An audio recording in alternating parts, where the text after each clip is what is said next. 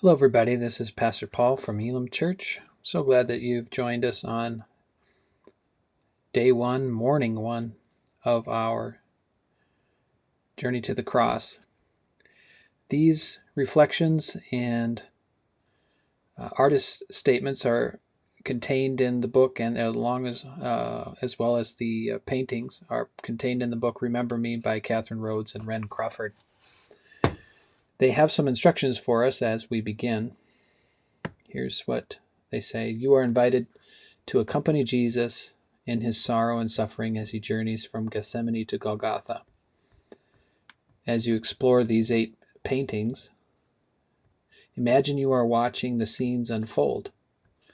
So we want to experience the details as each scripture is being read through the painting and through the artwork as we study it together. So let's try to move beyond, they say, judgment questions of do I like this or is it good? Instead ask, what catches my attention? And what thoughts or emotions or memories are stirred in me as I look at this? What attracts? What repels? Why? So may the Lord lead us into the depths of his love as we walk with him on our journey to the cross this week. Today,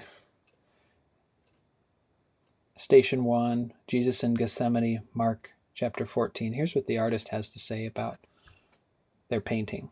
Gethsemane is a place of contrasts, terror and beauty, anguish and comfort, wrestling and surrender, absence and presence.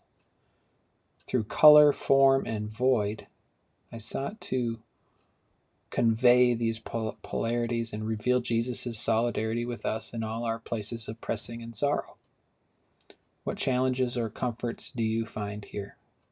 Is what the artist wants us to reflect on. Let's read from Mark chapter 14, verses 32 through 42. They went to the place called Gethsemane, and he said to his disciples, Sit here while I pray. He took him with Peter and James and John, and he began to be distressed and agitated. And he said to them, I am deeply grieved, even to death. Remain here and keep awake. And going a little farther, he threw himself on the ground and prayed that, if it were possible, the hour might pass from him. He said, Abba, Father, for you all things are possible. Remove this cup from me, yet not what I want, but you want.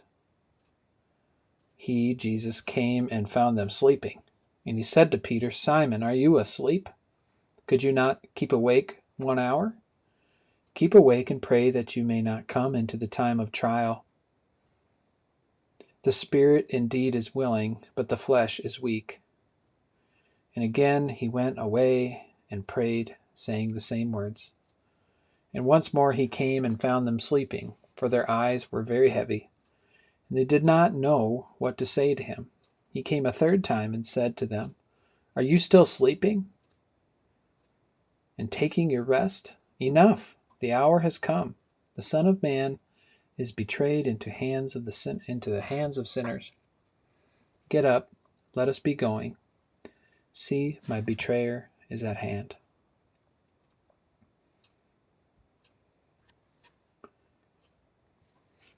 So as we take a look at this painting, also ponder the words that Jesus describes, the emotions of Jesus in Gethsemane. Does anything surprise you about what Jesus is feeling? What challenges you? What comforts you?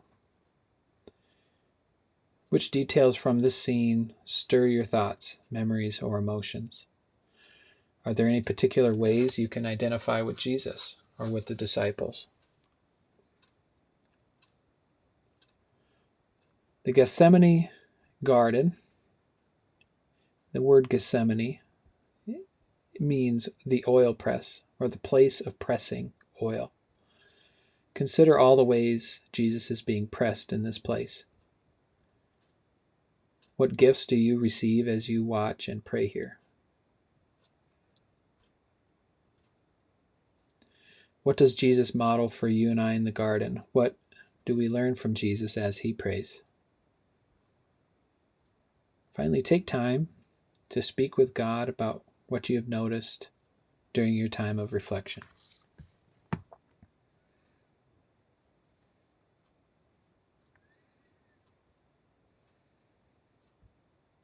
For me, as I look at this painting, I see the red. That's what pops out to me. And I see the jagged branches of the olive trees. And then my eye is drawn to that center circular space. Perhaps this is where Jesus himself laid as he went through this trial. Of course, we know from other accounts that Jesus sweat drops of blood, that the level of anxiety, the level of pressing was such that his body was having physical reactions. The visceral nature of that makes me uncomfortable, challenges me. Have I done anything quite to that extent in loving others and caring for others as Jesus did? Have I ever pressed my body such in pursuit of loving others? Well, Jesus did. My eye is also drawn to the beautiful flowery colors above. It must have been, though it was a solemn night, a beautiful night and a beautiful scene in that garden. Somewhere that me as a city dweller would like to spend some time in. So, in this Gethsemane, in this moment of being pressed, we are waiting. We're in a time of waiting as Jesus reveals that he is about to be betrayed. But yet we are in a time of waiting, and the command by Jesus is to not fall asleep, to stay awake. That command to stay awake is so important for us today. Because in many ways we are being pressed. And in this place of terror and beauty and anguish and comfort, wrestling and surrender, it sounds like life. And in these polarities, the author, the artist who has sought to reveal that Jesus walked this life with us in very powerful and pressing ways.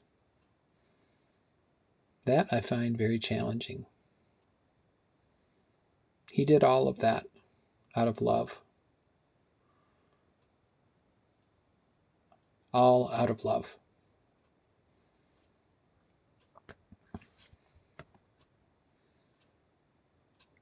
Thanks for joining us this Monday morning. We will be back this evening for our second artwork, and I hope you have a great day.